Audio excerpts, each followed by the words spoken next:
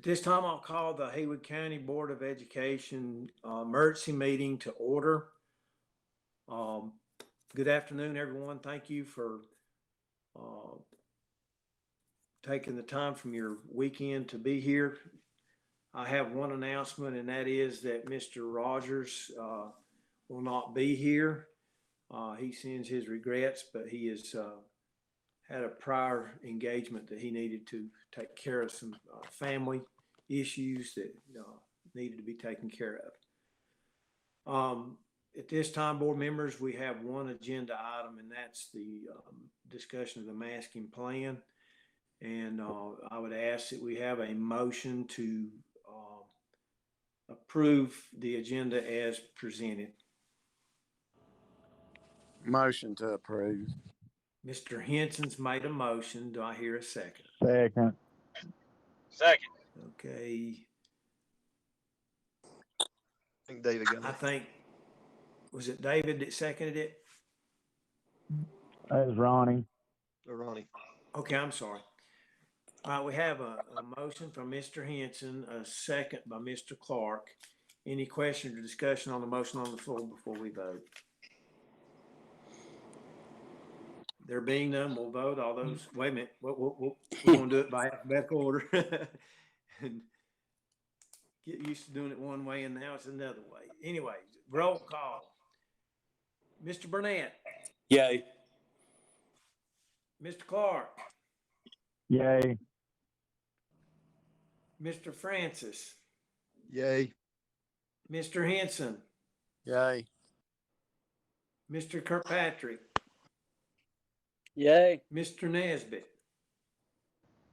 Yay. Dr. Rogers. Yay. And that's all we have because Jimmy's not with us this afternoon. So the motion carries with those present unanimously. At this time, I'd like to kind of set and thank folks that have worked very hard and diligently to work on these meetings. Ms. Henderson from who is the director of Haywood County Health and Human Services, and Dr. Mark Jabin, and myself, and Dr. Nolte and Dr. Rogers. We started addressing some issues that have been at the forefront. We looked at the numbers after a day and a half at school, and the quarantine numbers were from Tuscola and from other schools. And I would also like to mention, board members, just in full disclosure, that Ms. Henderson and Dr. Jabin are on this call for technical advice and technical questions and answers that you may have concerning the situation, COVID-19 situation as it is at this moment. We have again met extensively and tried to work through what we feel would be something that we could work with. And we've also, in full disclosure, I have discussed the proposal with County Manager Bryant Moorhead and County Chairman, the Commissioners, Kevin Inslee. And I think that moving forward, they understand what we are trying to do as a board and to work together with our county officials and be consistent with what other organizations are doing in the county. Dr. Rogers, do you have something that you would like to add to that? I don't want to speak for everybody, but. No, sir. I think you said everything. Okay. Chuck, I would ask, and maybe at the very beginning of this, just so that we know we're on the same page, that Ms. Henderson shared some preliminary numbers with us by school, number of infections, and the number of quarantines resulting. that might be helpful from the onset as we move Correct. forward. Okay. Ms. Henderson, have you got updated numbers from Haywood County Schools that you could share with us?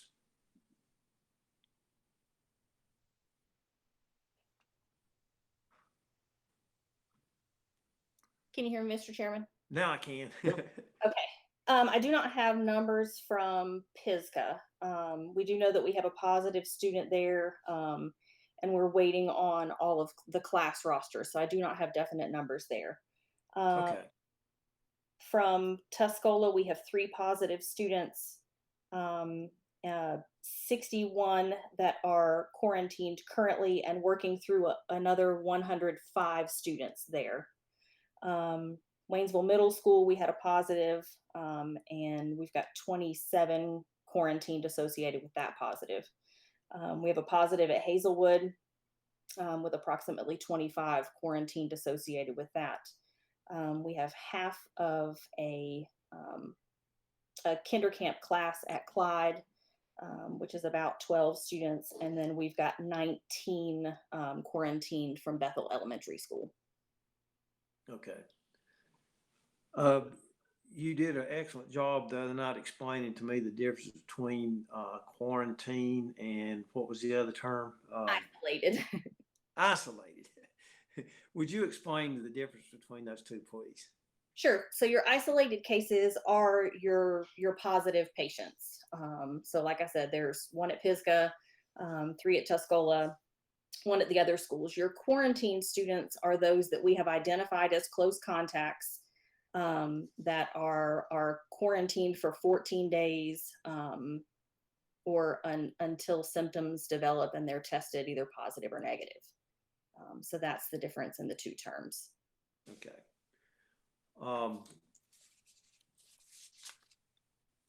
Those numbers initially were a little bit higher, but I know that we had some students that were not present or had vaccines or other issues. Is that correct? Yes, sir. We were able to eliminate some of the students at Tuscola, either based on absenteeism or students that were fully vaccinated. Okay. On the issue of the quarantines, a lot of those could they have been avoided with the requirement of, say, a face covering, or would they be released faster due to the toolkit? Yes, sir. If our students were in a setting where everyone were universally masked, meaning that everybody in the class were masked, those who are positive would be isolated, but the other students in the class would not be considered close contacts. So the remainder of those classes would have been able to go back to face-to-face instruction as long as they were wearing face coverings. And I think, I know there was a lot of discussion that we had in those meetings that we talked about how important it would be to, to trace the kids and make sure that we had, accurate numbers and accurate, procedures in place. And I think that maybe just a quick overview of what is considered a close contact, if you wouldn't mind. Sure. So close contacts by definition are within 6 feet for longer than 15 minutes cumulatively. The trouble that we're finding as we're contact tracing these students is that it's very, very hard to determine where children are in the classroom. We have received some seating charts from teachers, but we're finding that a lot of students are in classrooms where there isn't a seating chart. And at that point, you have to err on the side of caution and say, I can't prove that you weren't a close contact because our students are not universally masked. We're also running into some quarantined cases on our list, or even some isolated cases on our list where they went to school in a mask, but they didn't stay in a mask. And so then it becomes a matter of having this large number of students, and it's very, very hard to weed out who is within that space, who I can and can't prove is within that space. And so at that point, you have to err on the side of caution, because I know those numbers are very large, and that there's a lot of questions from parents. But we rely on the students, we rely on the educators, we rely on the faculty and staff at the school and the school nurses to really help us narrow it down. And when you can't narrow it down, you have to err on the side of caution and call them a close contact. Okay. One of the things that I remember discussing is that my concern is that I wanted it some type of end game where we could say, if we can get to this point, then the mask would no longer be required, and that we could all agree on a level of safety that we were willing to accept for unmasking these kids. And I think that's part of what the main goal was, is that I know last year it seemed like that we were masked up, and Governor Cooper kept us masked for a long period of time, even though the numbers were very low, and out of caution or whatever reason. But just that was my concern, is that, when do we say, and what is the goal, and what is the target that we're trying to shoot for, to where we can return to somewhat previously was considered normal. And I think that the development of at the record, a lot of board members have asked this question about, could we have something similar to a red, yellow, and green? And I thought it was, similar to what the state does on levels in the counties. But I think that it's a great idea that we develop something that countywide possibly could be adapted or adopted, that we all felt very comfortable with, and that the health department and all the officials felt comfortable with. Board members, have you had a chance to take a look at the red light, yellow light, green light? Yes, sir. Okay. Ms. Henderson, have you got that? And maybe we could put it up so people would see it. To describe what we're talking about with, with actual numbers. There it is. Ms. Jackson's got it up. Yes, sir. Could you explain the kind of what we're talking about with the red, yellow, green?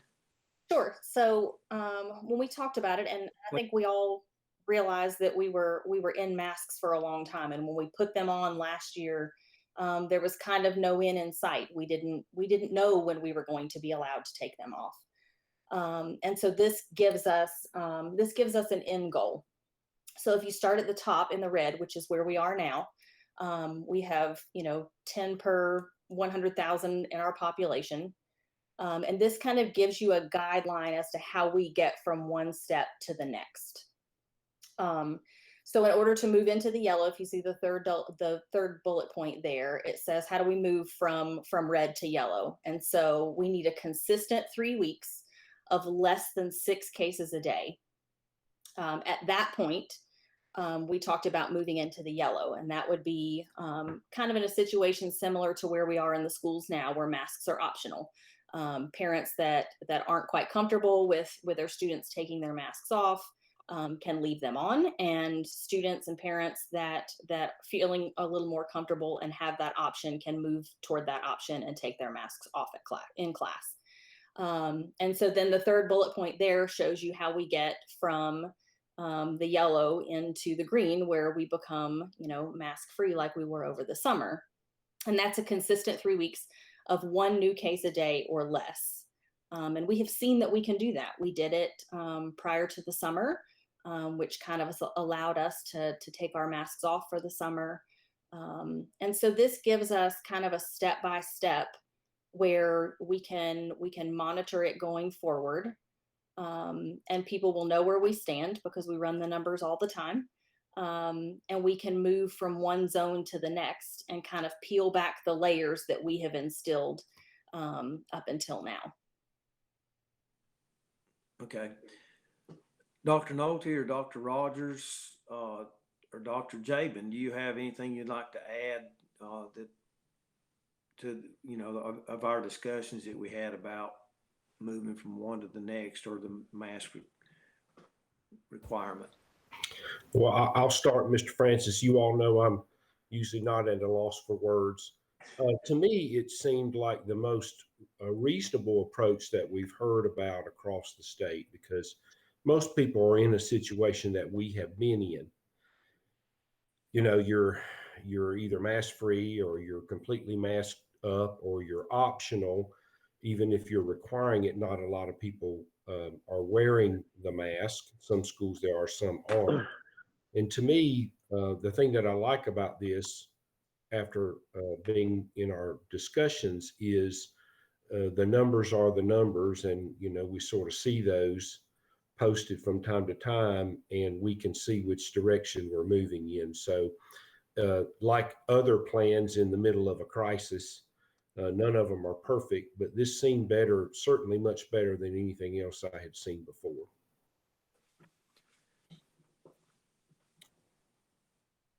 Yeah, if I could just sort of weigh in for just a second, it's Dr. Jabin. Sure. So I think the goal here is that we have kids in school learning face-to-face in as safe an environment as possible. I think everybody on all sides of this issue agrees with that. And because so much of what happens in the school is actually a downstream effect of what's happening in the community, that's why, as we talk about this, it's very hard to separate the two. We know that kids, bring it from home. That's where they tend to get it. They bring it into the school. And the goal is not that there are never going to be infections in the school. We know that's not realistic. But what we want to do is not have one become 100. And that's been really the framework, since the beginning of the pandemic in terms of working through the school system. So I think as we talk about it, we can just look at what's happened from 1.5 days of school, and we can recognize, obviously, that that's not keeping kids in school learning in a safe environment. So I just want to say that that's why you're seeing the red, yellow, and green tied to prevalence in the community. And as Sarah said, back really in late June, we were seeing less than one case on average a day for a couple of weeks at least before Delta showed up and changed the ball game. So we can do it. It's possible. But that is the sort of the connection between what's going on in the school system, what's going on in the community, and why the two are so intertwined. So thanks. Thank you, Dr. Jabin. Dr. Rogers, did you want to add anything or to that? Well, I'll be very brief. It's to me, when you've got yard lines and end zones and a scoreboard, it allows you to put politics aside. This is all about keeping children in school, giving them the best learning opportunity available. So in that regard, I think it gives us a way to keep track, keep score, know where we're at on the field. Thank you. I'd like to echo the fact that I like to see a goal. I always like to work towards end game. I like to call it, what's the end result? And this is something the community can work towards. And if we all can work together as a community, we're seeing outstanding cooperation on the flood. How unfortunate, but I've seen people, from all ends of the county pull together, and I would hope that we can all pull together on a common goal of, there's no good, bad, or otherwise, and it's all bad. You know, unfortunately, COVID's really put us into a different society, and I want to beat this thing, and I want to keep our kids in school. Now, board members, I will open it up for any questions. We can have a discussion before the motion if that would be your desire. If you have questions of Dr. Jabin or Ms. Henderson or myself or who all were included in the meetings, or technical questions about the quarantine or whatever, feel free to do so at this time. Just let us know who it is. Chuck, this is Ronnie. I do have a question. Okay. Can you hear me? Yes. I wanted to ask Ms. Henderson, I believe she stated that some of the classroom teachers have provided seating charts and that helped her get the correct numbers. My question is, should we require all of our classroom teachers to provide seating charts, at least throughout this pandemic, to help whether we're either yellow or red? This seems like it might help, narrow the numbers down if she knows exactly where the kids are at. Does she think that would be a good way to go, to have a seating chart for every class? Yeah, I'll address that, Mr. Francis. We talked to principals before school started about making sure that we had seating charts in classrooms. That was in our written guidance that we shared. And a lot of them have gotten it done, but certainly, unfortunately, where we had some of our first cases, it wasn't done universally. And the thing that I would say to you is we will reiterate that. Certainly the board could act on that, but we will reiterate that, and then we will not be our friendliest folks if they can't seem to get that done and use them. Any other questions? Okay, Chuck, this is Dave Burnett. I've got a couple of Okay. comments and then a question. Number one, I am very concerned about our students' safety, and I know we need to keep them in the classroom to keep them in school and to keep them learning. However, I am concerned that it appears that we're quarantining a lot of students that have never been close contact due to maybe lack of seating charts or whatever. Yesterday, I got a call, and at that time, there was one positive student at Tuscola that I was told about. And from that, there was 88 people being quarantined. Now, after they finally decided or found out that some of those had been wearing masks, some of them had been vaccinated, some of them was absent or whatever, it got down, I believe, to 61. I'm still concerned that we are quarantining too many children and that need to be in school. So that's my question, is how can we avoid that from happening? I second that, David. I agree. I think part of that is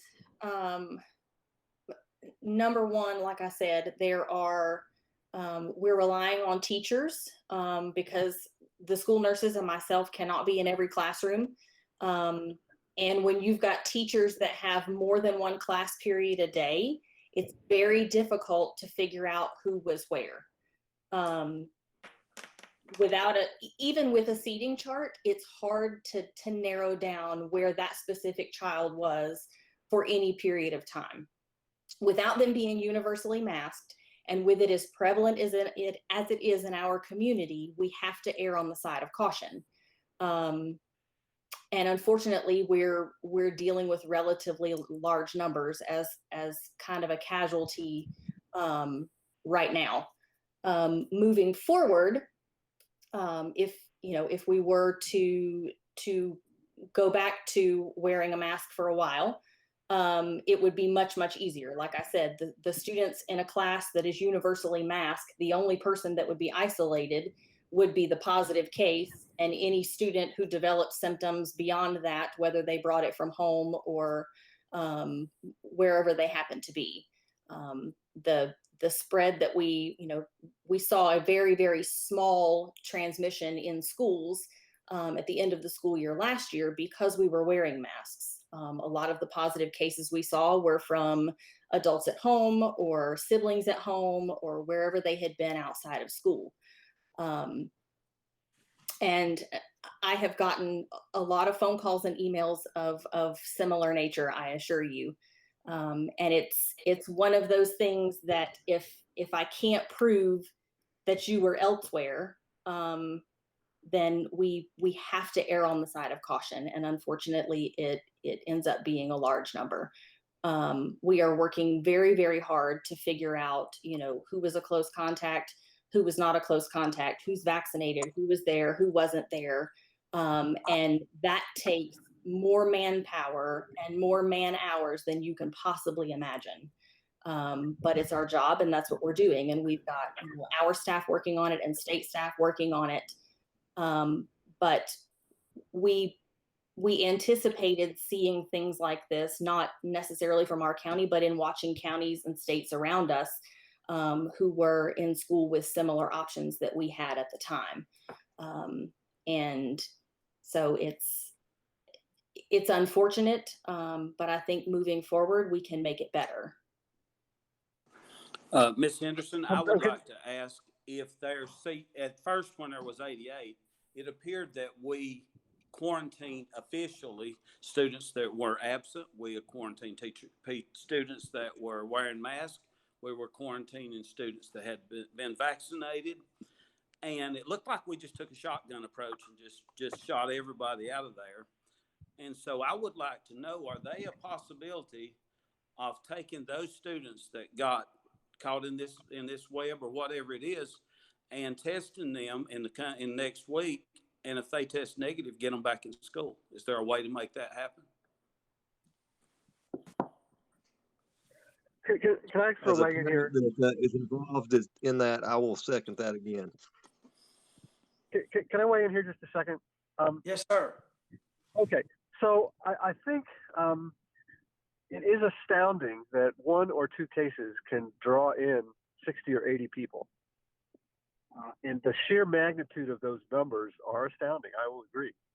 But I think that is the reality of this virus, particularly with the Delta variant, which is 4 to 5 times more contagious.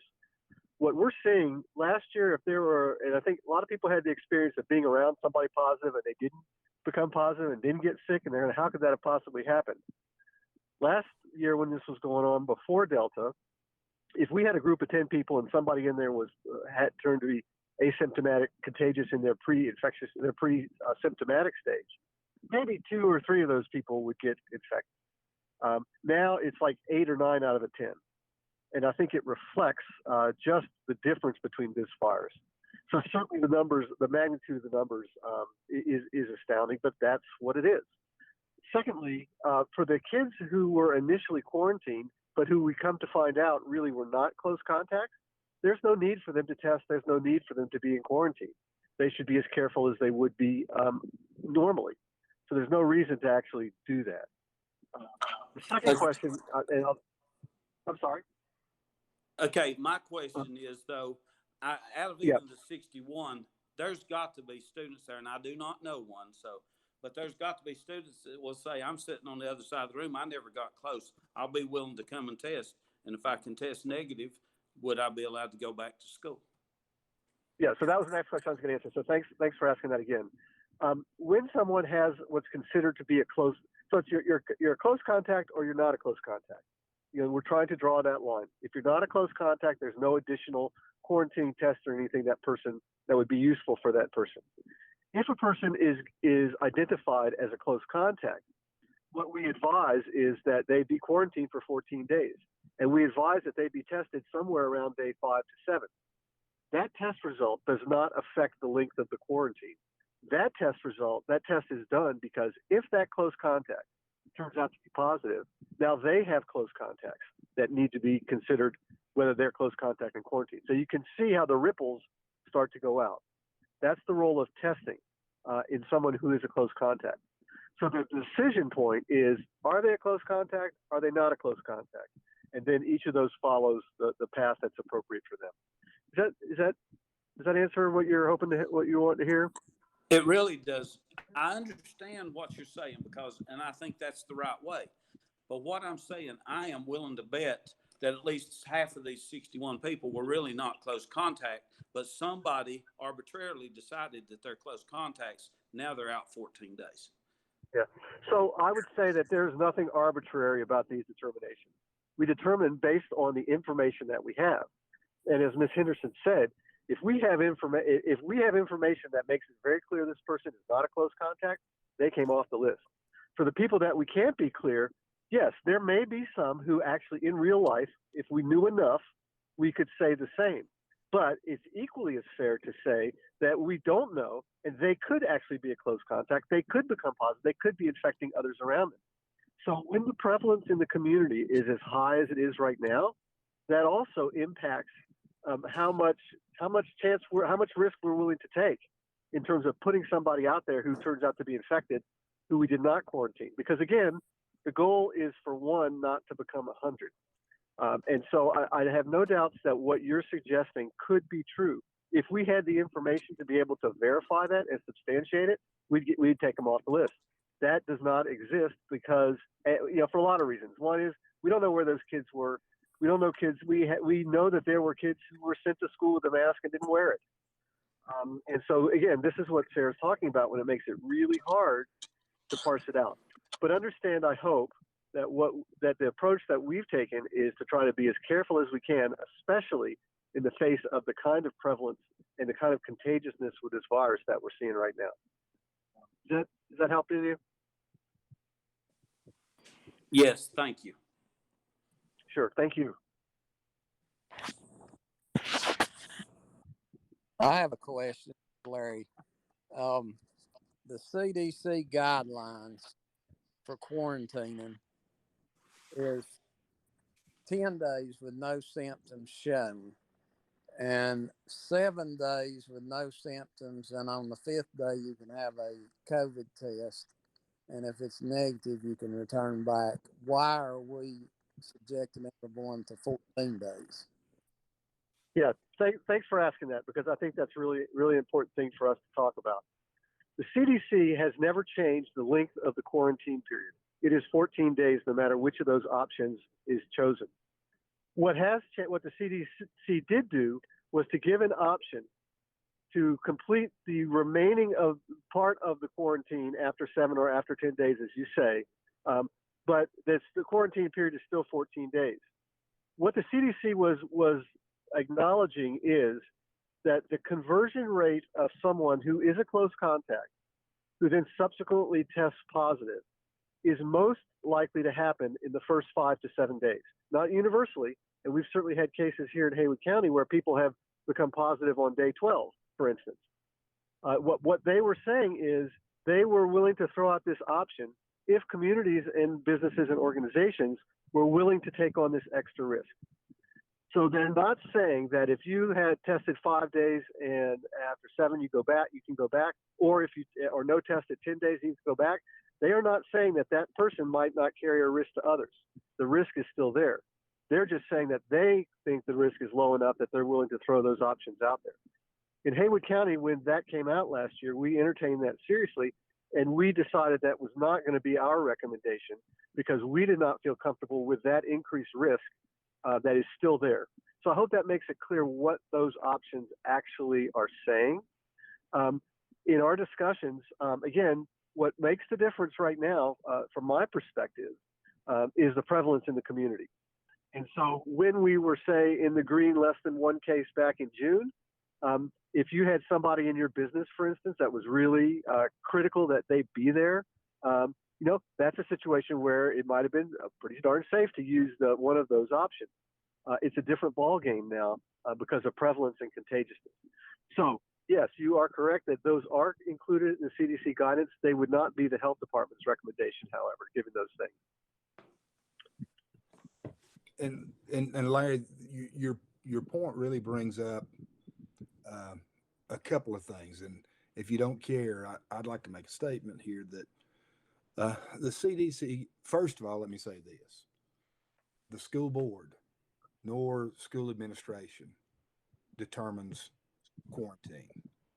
That is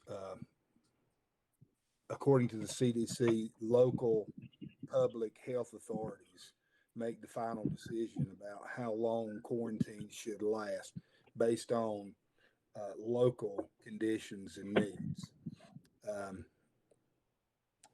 we don't have the authority to determine length of quarantine, and I know I've got hit with a whole lot of emails and questions in the last couple of days since people were beginning to see quarantines affecting their children.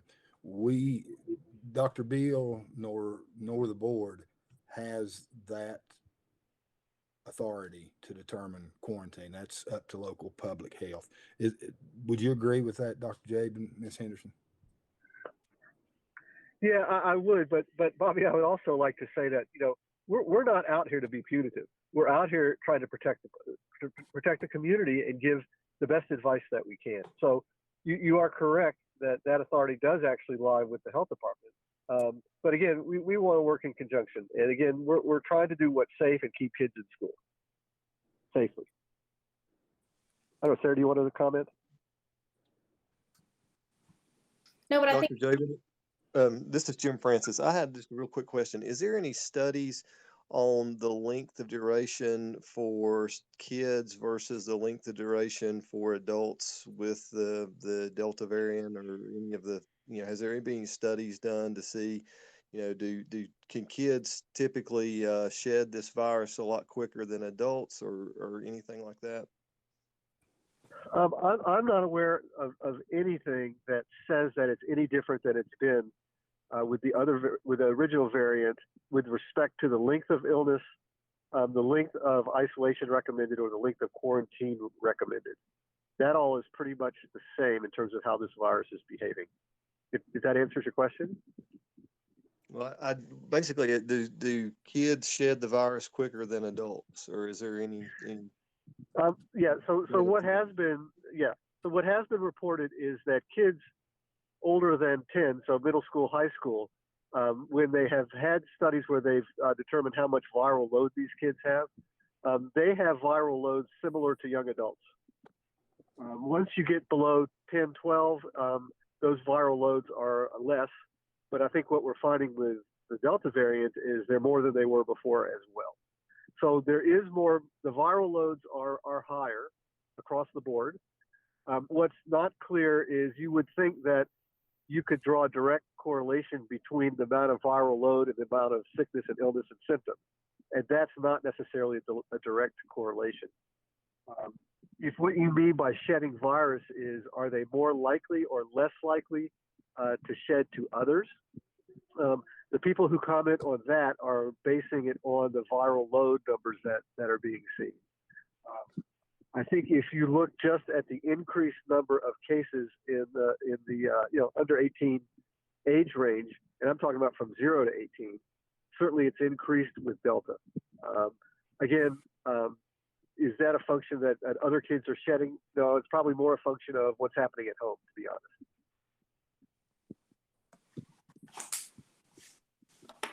Any other questions? Yes, Mr. Francis, this is Stephen. I have a question, I guess, for Miss Henderson.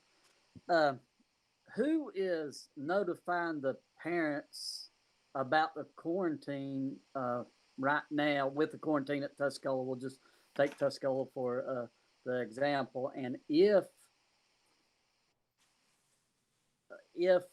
the administration at Tuscola is making those phone calls by helping the Haywood County Health Department to make those phone calls once UNs have determined who was going to be quarantined, did they have a script, I guess, what they was going to tell the parents when they said that their students was going to be quarantined, a script that did mention that if they had the fully vaccinated, they did not have to quarantine if they showed proof, or if they have had the COVID in the last 3 months, they would not have to quarantine. Was that any Had anybody mentioned that in any of the phone calls that went out to the ones who was going to be quarantined? Let me, I don't want to jump in front of Ms. Henderson, but let me answer part of that question. We did agree early on because of the potential numbers of isolations and quarantines to have our school staff make notice of quarantine decisions. And so we did ask our staff to do that. And I know Dr. Putnam, I think, talked to Kelly Martin Hicks and a little bit about that. And I talked with, in particular, with Ms. Blackman about that. But basically, it was, here's the quarantine recommendation or determination for your child. And then most parents thanked us, and that was near the end of the conversation. When we had questions from parents that we could not answer about the quarantine itself, then we had directed our school staff to make a referral back to the school nurse or to public health. I don't, and Sarah, you can add to that or correct me. I don't know that we had a lot of factors included in what the staff was delivering, just because that's not our level of expertise. So, but anyway, Sarah, I'll let you correct me or add to that answer. Dr. Nolte, can I jump in there real quick as well? Sure. We did, Mr. Kirkpatrick, Kelly Martin and I did establish a script. That script was pretty generic in that you are a close contact and you'll need to quarantine. If vaccination were a consideration, those names were not given to school staff because that requires a higher level of discussion with the person they're calling. So our school nurses were not providing those individuals who potentially were vaccinated. So I just wanted to share that.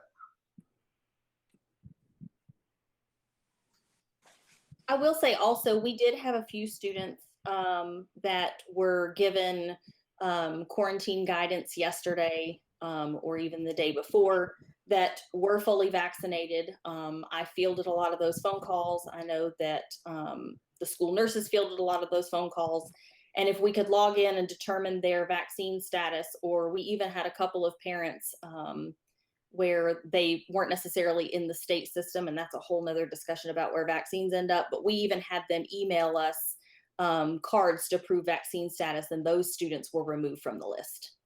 So we fielded a lot of those calls because we realized that while admin is helping us make these phone calls, parents still have a lot of questions. And so those were all kind of bounced back to the health department yesterday. And I know that several of us were there taking phone calls until about 7 o'clock last night, trying to sort through those people too. Some of those weren't removed from the list, but they just had more questions than admin could answer. And so we fielded all of those calls yesterday.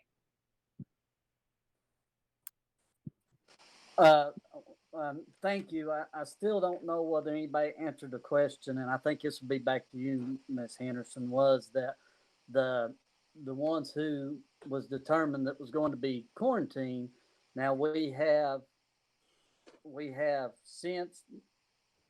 know that if you are fully vaccinated, you don't have to be quarantined. But the other one is if they can show proof that they have had the COVID in the last 3 months by the CDC recommendation, they do not have to quarantine either. Has anybody come forward, or does anyone, I guess the relay of the message to the parents that I feel like it was not relayed to the parents, and that's where the administration of the school system, we are not obviously medical professions, so the only thing we can say is, well, you have to call your local health department. But has a local health department, when they talk to a quarantine that had questions, are they given that information right up front? Okay, if you're fully vaccinated or if you've had COVID in the last 3 months, then you do not have to quarantine. Or are we just waiting on the parents to ask that question when half of the parents don't even know what the CDC recommendation is, and the health department should be giving that information to them before, or even when they first talk to them and say, well, okay, let's get this conversation started off. This is the CDC recommendation. So how is that information being relayed to the parents that are calling in, besides saying, well, you're quarantined? Oh, well. I mean, I just need to know how that information is being gave out to them.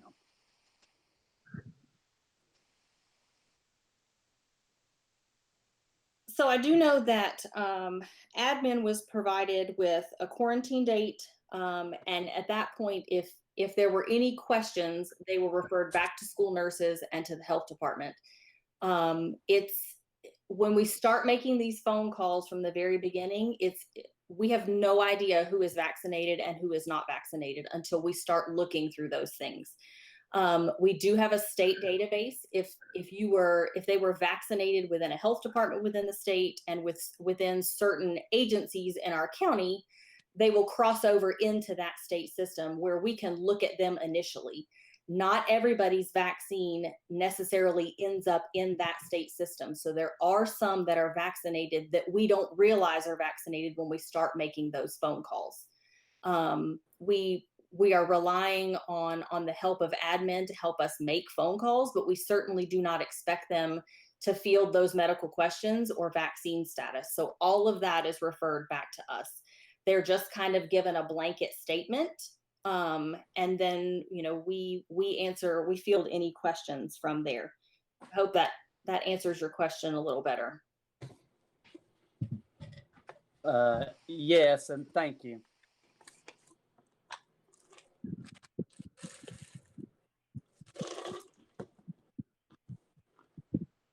This is Larry again. I have one more question, and I guess this would be for Dr. Jabin. If the test is administered, how do they know whether it's COVID-19 or the Delta variant, or does the test tell any different? Yeah. Can you hear me okay? I'm not sure if I'm muted or not. We can hear you. Me? Okay. Yes. Right. So the test does not distinguish Delta versus not Delta. The test is equally capable of determining COVID, SARS-CoV-2 virus, because the test is looking for genetic material of the virus, and the genetic material of the variant is not so much different. So there's not been reported any issues with the test being able to determine positivity with the Delta variant. But let me also add that right now, the reason that we know that Delta is around is because the states, like North Carolina, for instance, they take a certain number of the positive cases, the swabs of the positive cases, and they do genomic sequencing, actually looking at the DNA that's on there. And they can identify the mutations that are part of the Delta variant. So that's how, when you hear them say, a month ago, 20% of the cases were Delta, the next week, 50%, the next week, 80%, right now, 99% of the new cases are Delta. When you hear that, that is because they have done a sample of the positives, a sample of the positives, and that's what they've done sequencing of a sample of the positives, and that's what showed up. One more question, and I'll quit. How many? You don't have to quit. How many active cases do we have right now in Haywood County? That is a difficult number to actually pin down, and here's the reason. In the first part of the pandemic, we were following what we called our COVID working number. That was the number of people known positive, tested positive, plus the number of people in quarantine. Starting the end of last fall, in that surge, we could no longer keep up with all that. So we dropped officially following the actual numbers of those in quarantine. But here's what I think I would say to you, or say to anyone. We know right now we have a certain number of positives. We know those people are contagious for roughly 10 days from the start of their symptoms or from their positive test result. And so you can sort of roll that number forward from there. I think we can also safely assume that there's a significant portion of people who don't get tested who have symptoms, or people who think it's just their allergies or a sniffle and don't get tested, or who don't want to get tested for whatever reason. So, you could estimate that probably 2 or 3 times that number are probably out there. So again, we don't have a firm number. There's just no way to gather that right now. But I think we can have a pretty safe guess at what we're talking about. So if we have, over the last 3 weeks, we've probably, Sarah, please add in, I would say we've added 500 or 600 cases. And some of those, of course, have had their 10 days, so they're going to come off. You double or triple that because of the people we don't know about. You could get a round figure of how many active cases there are in the community. Be aware also that one positive with Delta is felt to infect somewhere between 6 and 8 other people. So that gives you a sense of the numbers, perhaps, and the risk levels, perhaps. Mr. Henson, was that your question? I'm sorry. Yes. So I can tell you, if you want like added numbers, like the numbers we have just added to the positive list in the last few days, I can give you those numbers if that's what you're looking for. You can give them to me. So yesterday we have been averaging about 30 cases a day. Yesterday we added 52 to the list. 48 the day prior, 38 the day prior to that. So that's just the last 72 hours of the cases that were tested positive and added to the list in our county. So Dr. Jabin's saying that we don't have an accurate number. How are we going to know when we're going to go from red to yellow or to green? So all along we have based that on the numbers that we know and the prevalence based on the numbers that we know. So the thresholds that we've thrown out there in this plan are based on that. They've never been based on the actual numbers. And I would say that if the last 3 days pan out, that is the same as a per 100,000 population number of about 70 or 80. That's higher than we were facing last winter. So again, just to give you a sense of where we are based on what we know.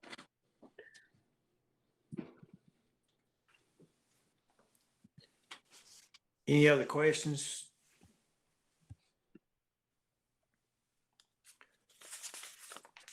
I will make a comment that, my goal is to keep kids in the school and in-person learning. We saw what a challenge it was to not have them in school.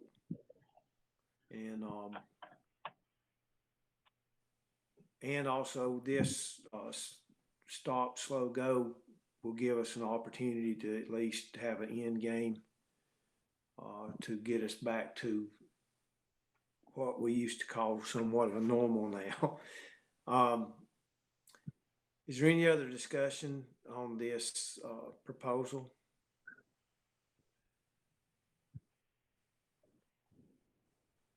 Well, at this time, if board wishes to do so, we would entertain a motion to adopt the stop, slow, go to put us into the red and hopefully work towards the yellow. I make a motion to accept the stop, slow, go. Okay, we have a motion from Mr. Nesbitt. Do I hear a second? Second. Second by Dr. Rogers. Any question or discussion on the motion on the floor? Yes, I have a question. I guess I should have done this before someone made a motion. I know that we had some concern about having mask breaks during the day, and that obviously I think some teachers may have not been letting them do that during classroom period. So I would like to ask to amend the motion somehow that will guarantee that teachers know that they have got to give students some kind of mask break, ever how they figure that out when we're in the red and that we are mandating mask. I would just like to somehow amend that into the motion that everyone knows that the students need a mask break sometime during that class. Is Mr. that something- Kirkpatrick, if that'd be okay, I think we could just direct our administration to do that without having to put it into the motion. Would you agree, Okay, everyone? well, yeah, well, I mean, that would be fine, but I know that the administration directed that last year, and I think we're still having problems. Well, But then I think we need to report that back to our administration, get it corrected then. all right, thank you. I will take my amendment off the table and go as. Okay. Well, that's an administration issue, I think. Any other questions or comments? There being none, we'll vote. Mr. Burnett, Nay. so that's a no for David. Mr. Clark, Yay. all right. Mr. Francis, Yay. Mr. Henson, Nay. so no for Mr. Henson. Mr. Kirkpatrick, Yay. a yes. Mr. Nesbitt, Yay. Dr. Rogers, Yay.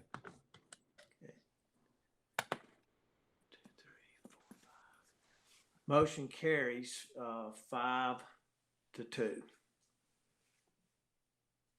Dr. Nolte, will you please inform our staff and administration of the decision of the board today? And are there any other questions or comments before we close the meeting?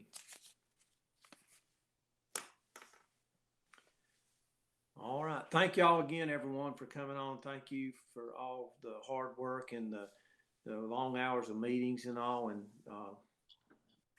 hope we'll get to Yella quickly. Thank you.